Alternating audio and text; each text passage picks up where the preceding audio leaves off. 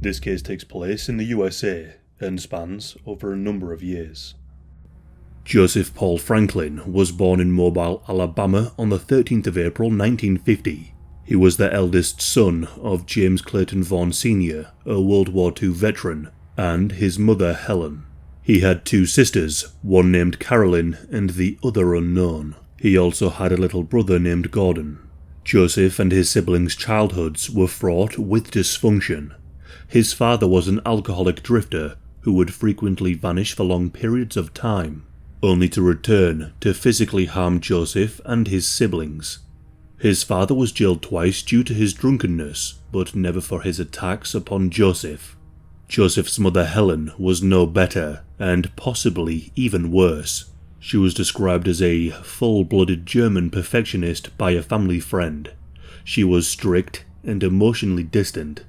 Her children recounted that she never truly cared for them, and they often went without sufficient food. According to Joseph, his mother Helen was also abused by his grandmother Mort. Mort would beat Helen so badly to the point that she would scream and cry, and to silence her, Mort would stuff cloth down her throat. Despite these horrors, Helen was not looking to break this cycle of ancestral abuse. Both Helen and James cursed their children, would frequently yell at them, and knock them around unmercifully. The constant aggression and lack of peace seriously impacted the children, as it would for anyone. Joseph's little brother Gordon became mentally scarred and ended up in and out of mental institutions. His sister Caroline suffered with PTSD and depression, and it's not certain what became of his other sister. Joseph later stated that his home life was so broken that he felt like his maturity was impeded. During his school years, Joseph became deeply interested in evangelical Christianity. However, Joseph suffered an accident which impaired his eyesight. This led him to drop out of school, further exacerbating his poor development. When he was 17 in 1967, he began reading articles and magazines about the assassination of George Lincoln Rockwell. Rockwell was the founder of the National Socialist White People's Party, aka the American Nazi Party. Coming from a vulnerable and checkered childhood, Joseph was easy pickings for Rockwell's ideas. Not only this, Joseph thought it was natural to join a group of people whose roots were embedded in his mother's homeland, Germany. Later in February of 1969, Joseph met his first wife, Bobby Lee Dorman. They dated for only about 2 weeks before they got married, and divorced after a turbulent 4 months of marriage. Bobby recalled Joseph being incredibly aggressive. She would sometimes find him alone, weeping inexplicitly at times. Later that year, Joseph left his church and joined the Arlington sect of the American Nazi Party. Here, Joseph felt like he had found his people. But Joseph soon became frustrated. He watched as people joined and left the Nazi Party coming and going with no real action. And so he sought more direct methods to promote his beliefs, and by the age of 19 in 1969, Joseph became obsessed with Charles Manson's plan for a race war. This gave Joseph a direction in which to direct his growing resentment and hatred. Soon after, he began attacking interracial couples, and in 1972, he was arrested for carrying a concealed weapon. This was the canary in the coal mines. In 1937, he became involved in the segregationist movement called the National States' Rights Party and began selling racist newspapers called the Thunderbolt. 3 years later, at the age of 26, he moved to Atlanta and finally joined the Ku Klux Klan, a group of reprehensible reprobates which he had been destined for. His friends included 2 future KKK Grand Wizards, Stephen Donald Black and David Ernest Duke. Although Joseph wasn't quite satisfied, as quite a few months went by without any, quote, action, and without any violence towards the African American communities, and so Joseph took matters into his own hands. He began to tail a black man and white woman on their date. Eventually he cornered them, and unleashed pepper spray in their faces. Not long after this, he sent a message to President Jimmy Carter, threatening to kill him over his pro-civil rights stance. And now is the time to mention that Joseph Paul Franklin wasn't born with this name. He was born James Clayton Vaughn Jr. However, at the age of 26, he changed his name to Joseph Paul Franklin, and the reason for this name change is incredibly disturbing. His new name was a combination of two names of the people he idolized. The first was a tribute to the country he loved, the American founding father, Benjamin Franklin. But the second was a tribute to Nazism, Paul Joseph Goebbels, one of the highest-ranking Nazi members. And what would follow was fueled and inspired by reading Adolf Hitler's Mein Kampf and Charles Manson's Helter Skelter. Joseph wanted to cleanse the world and remove races that he thought were inferior, be they Jewish or black. What followed was a string of attacks and murders which would earn him worldwide notoriety. Joseph began to distance himself from the far-right terror groups that he had joined, believing they were all talk and no action. He became a loner. Isolated and without any opposing viewpoints, his hatred grew. He drifted like his father, roaming the East Coast, South and Midwest, robbing banks for money and employing 18 different names. He would change his car, hair colour and weapon frequently and would target people of colour and Jews. He would even donate blood at blood banks for more money to fuel his agenda. On the 28th of July 1977, Joseph made his first attempt to kill. In Rockland, Maryland, he planned to kill the family of Maurice Amete, a passionate advocate for Israel who spent many years rallying financial, military and moral support from the US government. At 3:20 a.m., Joseph detonated a truckload of dynamite at Maurice's house, creating a 10-foot crater in the floor and killing their 6-month-old dog. Despite seriously damaging the family home, fortunately, the family members were not physically harmed. But 4 days later, on the 29th of July 1977, Joseph devised another sinister plan. This time to firebomb the Beth Shalom Synagogue in Chattanooga, Tennessee. On this fateful night, 8 Jewish men were inside the synagogue. As they lowered their skull caps and offered praise in Hebrew, they realized that they were 2 men short of a group worship called a minyan. Lucky for them, they left earlier than normal. Shortly after they left, a bomb that Joseph had rigged in a small crawl space was detonated. The explosion ripped through the synagogue and smashed all the windows on the block. The synagogue crumbled, but thankfully nobody was harmed again. Joseph was never apprehended for these crimes at the time, and so his confidence grew and he continued his spree of destruction. Less than 2 weeks later, his pathological bigotry struck again.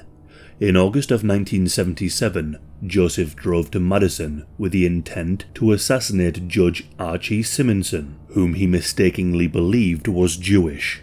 The judge had recently presided over a controversial essay case involving 3 black male defendants and a white female high school student.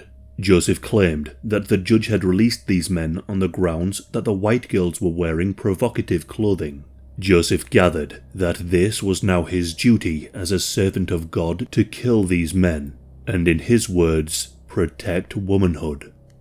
Upon arriving in Madison, Joseph stopped at East Town Hall. As he was leaving the parking lot, a white car backed out into his path. The driver was a black man named Alphonse Manning, accompanied by a white woman called Toni Schwen. Joseph thought that he was deliberately trying to block his way so he couldn't pass, so he pressed his horn in hopes that Alphonse could get out of the car and walk towards his car. Joseph wanted a confrontation with Alphonse, but he also saw a police car some distance away with an officer inside. He thought if he had a fight with a black man being a white man, he would get arrested, and the police would find the gear in his car, tying him to the recent bank robberies and bombings. But Alphonse did what Jospeh wanted. He got out of his car and started walking towards Jospeh, possibly for a chat or a confrontation, who knows. Because Jospeh pulled out his magnum and aimed it out of the open car door window and shot Alphonse in the midsection. Alphonse didn't collapse, so Jospeh got out of his car and shot him again in the stomach. This brought Alphonse to the ground. Jospeh then turned his attention to the car, locking eyes with Toni. He ran toward her and fired through the driver's side window, hitting her in the leg. Toni tried to escape by scrambling out of the car door, but her efforts were futile. Jospeh ran back to his car and drove right next to where Toni was on the ground. Staring her in the eyes, he shot her in the back. Jospeh would later be interviewed about this crime, and when recalling the couple's death, he chuckled. After killing the couple, people nearby ran and hid as Jospeh made his escape. One witness named Vicky Johnson saw Jospeh at the scene before he shot Toni in the back. Despite giving her details to the police, Vicky was never interviewed at the time, allowing Jospeh to remain on the run. On the 8th of October 1977, Richard Kalina was celebrating his bar mitzvah in Richmond Heights. This day was supposed to mark his transition from boyhood to manhood, but it turned into a nightmare. As the ceremony ended, guests began to leave, but hidden in the bushes near a telephone pole was Joseph Paul Franklin. Jospeh had driven to the synagogue with the intent to kill as many Jews as possible. He prepared meticulously, purchasing 10-inch nails, a bicycle, and a guitar case to carry his Remington 700 hunting rifle. He hammered the nails into a telephone pole near the synagogue to use as a makeshift gun rest, and then waited for several hours for people to leave the service. At approximately 1 p.m, he fired 5 shots. He killed a family friend of Ricky, 42-year-old Gerald Gordon. Gerald was shot in front of his 3 children and wife. Jospeh also wounded 2 others, including William Lee Ash, who lost his pinky finger. An ambulance was soon on the scene, and they rushed Gerald to the hospital, but he tragically passed away 2 hours later from his injuries. The bullet had entered his chest cavity from his shoulder and did untold damage to his internal organs. Another guest, named Steve Goldman, was also hit by a bullet as he tried to protect Gerald's daughters. Thankfully, the bullet only grazed him, which he compared the pain to a bug bite. Jospeh had fired all of his ammunition, so he got onto his new bicycle and cycled to the car park where he had left his car. He drove away, free from justice. On the 2nd of February 1978, aged 27, Jospeh moved on to Atlanta, where he spotted a young interracial couple. Upon seeing them, he opened fire, killing Johnny Buckshire, a 22-year-old black man, and paralyzed his wife, 23-year-old Joy Williams. With this, Jospeh began preparing to leave Atlanta, but before he left, he read that Hustler publisher Larry Flynt was on trial for publishing X-rated content. Larry Flynt was a man whom Jospeh had wanted to kill for some time. The trial would be taking place in Lawrenceville, so Jospeh decided to head to Lawrenceville and search for an ideal location to ambush Larry. The reason why Jospeh hated Larry so much was because he published X-rated interracial images. He found his opportunity when he read in the newspaper that Larry frequently dined at the V&J cafeteria. That night, Jospeh traced the path from the courthouse to the cafeteria and discovered an empty building across the street, which he considered to be the perfect spot for a sniper's nest. The building lacked windows, so Jospeh returned with sacks to cover his position. On the morning of the 6th of March 1978, Jospeh slipped into his concealed spot. As he did, 2 men were walking down the street near his line of sight, so he used them as practice to scope them out. He didn't intend to shoot these men as they weren't his target. But as soon as he scoped in, he realized that one of these men was Larry Flynt. Joseph fired a few shots, hitting Larry and his lawyer Gene Reeves.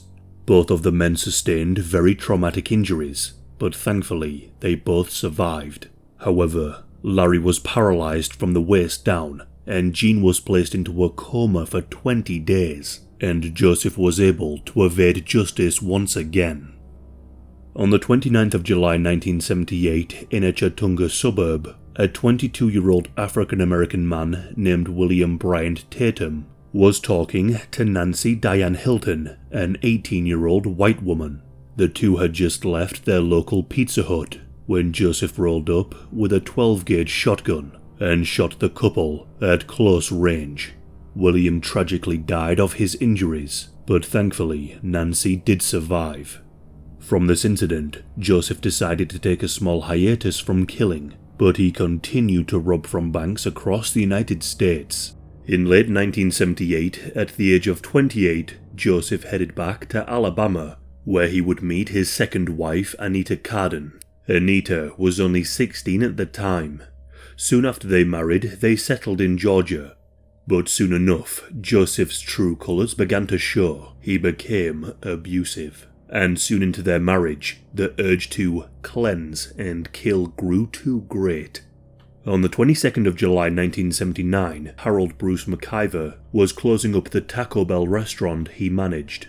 As he was finishing off the close, little did he know, he was down the sights of one Joseph Franklin, some 140 meters away. Joseph aimed his rifle and shot through the glass window, fatally wounding Harold. Joseph had noticed that Harold had been in close contact with white women, and he believed this needed to be stopped. It appears that Joseph thought fast food chains were a prime location for scoping out potential interracial interactions, as on the 18th of August 1979 he would target another fast food restaurant. On the 18th of August 1979, Joseph set up with his sniper rifle outside a Burger King in Falls Church, Virginia. From afar, Joseph took aim with his sniper and shot dead a customer, 29-year-old Raymond Taylor. He then fled from the scene and was able to evade capture for both of these murders too. 7 days following these horrific crimes, Joseph's second wife Anita gave birth to Joseph's first and last child, his daughter Laurie. And only 2 months after the birth of his child, Joseph acted again on his pledge to cleanse the world. On the 21st of October 1979, a 31-year-old white woman named Marion Vera Bressett and her African-American boyfriend, 42-year-old Jesse Eugene Taylor, were at a Whitaker's Foods buying groceries. The couple were with Marion's 3 children. And unfortunately, the interracial couple caught the attention of Joseph Franklin, who was sat approximately 100 yards away behind a row of trees. As they exited the grocery shop, the children raced back to the car and got inside. Following them was their mother and their mother's boyfriend Jesse. Jesse walked ahead of Marion and received the first bullet from Joseph's sniper. Jesse was heard to have shouted, "Oh my God," seconds before he was struck with another 2 bullets. Blood spattered all over the windows of the car, which prevented the 3 children from seeing what was about to happen next. As Jesse was killed, Marion ran over to him, but as she knelt down beside him, Marion too was shot dead. The couple died in the parking lot. One of the children, named Candy, knew that her mother was dead. She got out of the car and kissed her mother on the head. The children battled all of their lives with the trauma they were subjected to that day. The children's names was Candy, Richard, and Doug. Candy became addicted to illegal substances at age 12. Richard tried to take his own life, and Doug would later pass away from illegal substance abuse. Several weeks after these murders, on the 5th of December 1979, Joseph employed the service of an underage prostitute named Mercedes Masters and cheated on his wife. Mercedes was just 15. During their encounter, Mercedes opened up to Joseph regarding her previous interracial relations. Upon hearing this, Joseph took her life. It is also a murder, the day before Christmas shooting of a 15-year-old girl. Here's the victim, Mercedes Lynn Masters, also known as Margot and Marcy. Her body was found in the backyard of an old house on Ragsdale Road near Lithonia. Police think she may have been hitchhiking near the area. She often did that. And she frequented the Peachtree Street and Ponce de Leon areas. She's 5'5", 140 pounds. Where she was and who she was with the day before Christmas could help catch the killer. If you have any information, please call Crime Stoppers at 588-1770. Remember, you don't have to give your name, yet you might collect up to $1,000 reward for helping solve this murder or any felony crime in Metro Atlanta. For Crime Stoppers, Jim Wilkerson, Action News. On the 12th of January 1980, Jospeh returned to pursuing the fast food chains for possible victims.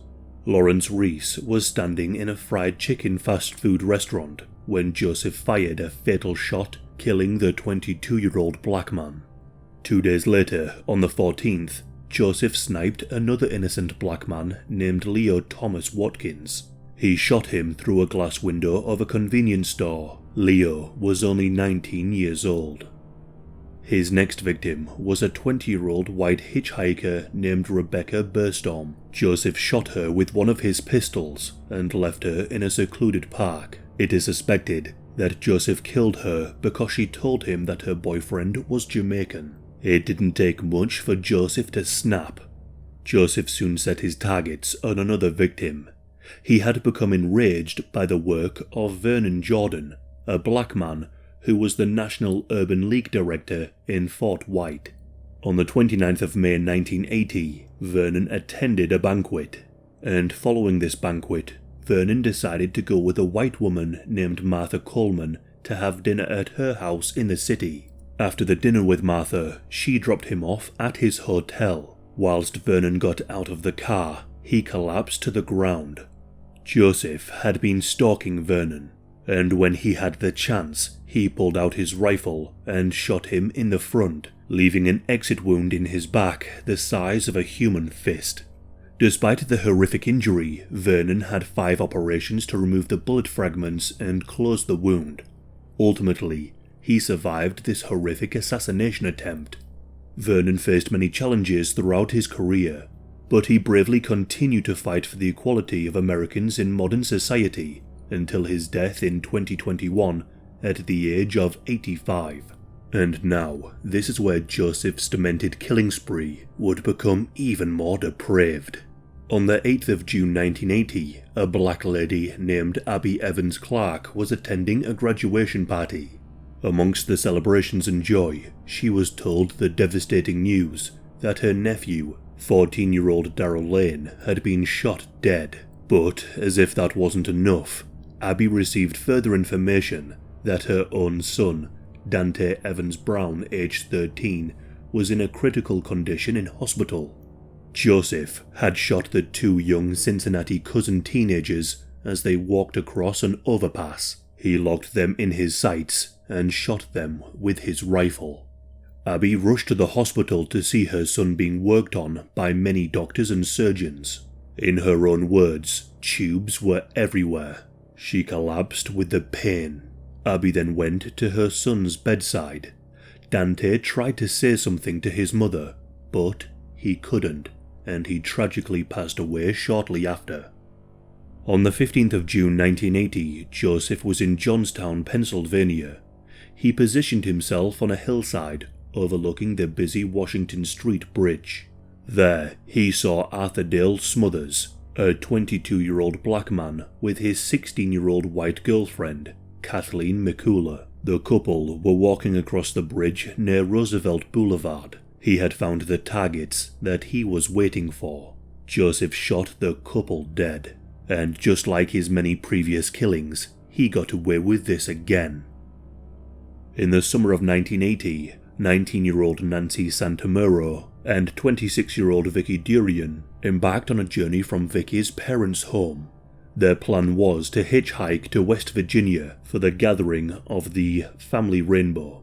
The Family Rainbow is a collective dedicated to non-violence and world peace. They organize annual festivals in national parks across the country, typically held in the beginning of July. At around 9 p.m. on the 25th of June 1980, A student found the bodies of Nancy and Vicky near Droop Mountain Park in Pocahontas County, West Virginia. The women had been shot with a Ruger 44 Magnum. Several men were questioned, and even some spent periods in jail. All the while, Joseph Paul Franklin was to blame, and he got away with it again. Joseph had managed to dodge the authorities for quite some time, with a spree nearing 3 years long. He had one final dreadful act before his hateful killings finally caught up with him. On the 20th of August 1980, Joseph was continuing his rampage in Salt Lake City, Utah.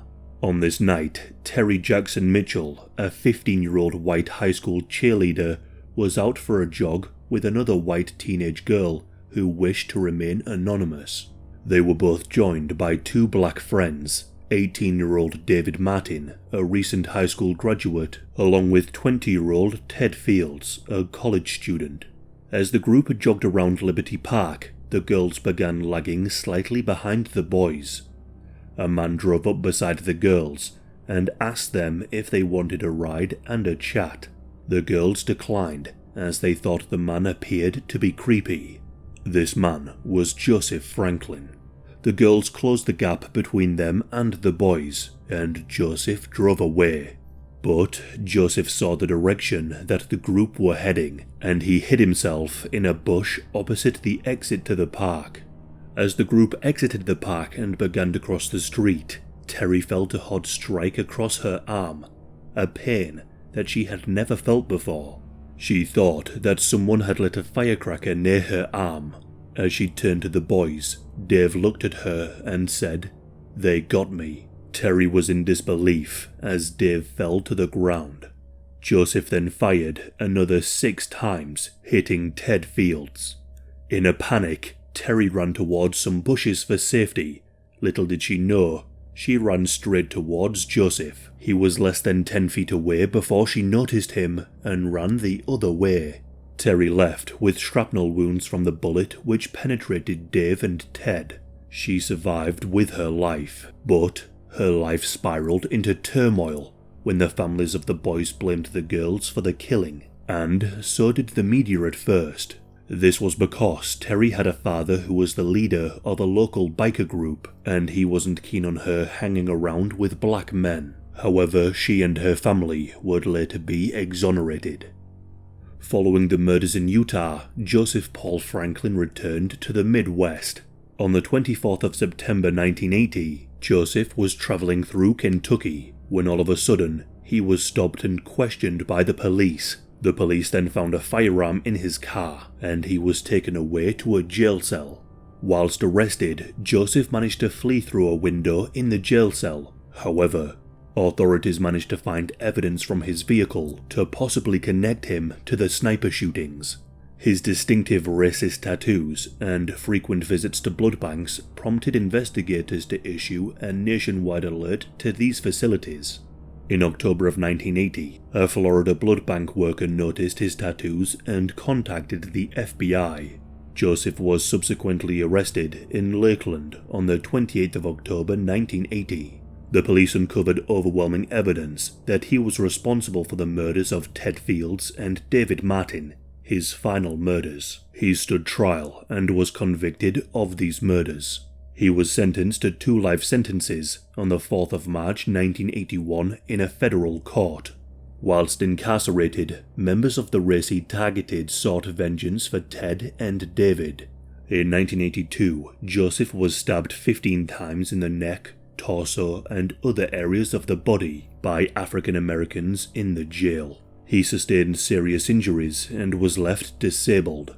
The next 3 decades were filled with further convictions, racking up to 21 murders, a minimum of 9 additional attempted murders, and 16 bank robberies. The Joseph Paul Franklin who stood up in court today was spiteful, telling Judge Ralph Winkler he deserved a break, even though he confessed to murdering 2 young Cincinnati boys 18 years ago. Your Honor, I didn't even have to confess to this in the first place. I helped these people out in solving this case I did not have to do that. I mean, I think I should at least get credit for that. Judge Winkler didn't see it that way and sentenced Franklin to 2 life terms. He's already on death row in other states. The wait has been torture for his victims' families. We feel a lot of relief. One June day in 1980, Franklin hid behind this railroad trestle in Bond Hill and shot Dante Evans Brown and his cousin Darrell Lane because the 2 children were black. The judge told Franklin he'd receive no credit for admitting that. I call it whining. This is my time to talk. I let you talk. Throughout this case, you whined all the way. If there was such a thing as a motion to whine, I'm sure you would have filed it. As for the attorneys involved, both sides are glad this is over. Some of these convictions were due to police investigation and fought by Jospeh. However, Jospeh admitted to most of the murders either at the time of conviction or after. On the 27th of February 1997, Jospeh was convicted for the killing of Gerald Gordon, the 42-year-old man attending a bar mitzvah, and he was sentenced to death. Jospeh later claimed that he was possessed by the devil at the time, and then renounced his race war ideology, claiming that he no longer believed that race mixing is an abomination. He said, "For some reason, God made us all different colours."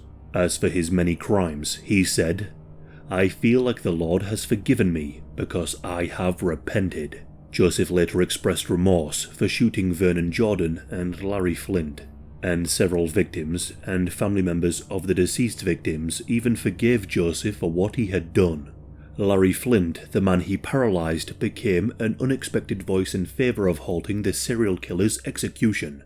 Larry wrote a column regarding the news of Joseph's death sentence. He said, "I have every reason to be overjoyed with this decision, but I am not. I firmly believe that a government that forbids killing amongst its citizens should not be in the business of killing people itself." Terry Jackson Mitchell wanted to look the condemned man in the eye to tell him that she forgives him. She said, "I believe in the old saying, forgiveness is a gift you give yourself." She said in an interview, "I forgive him based on what I've read about his horrific childhood. Even to some victims, killing is still killing, and many people around the world believe execution is still murder." Despite some legal battles, Joseph Paul Franklin was executed via lethal injection at 6:08 a.m. on the 20th of November, 2013.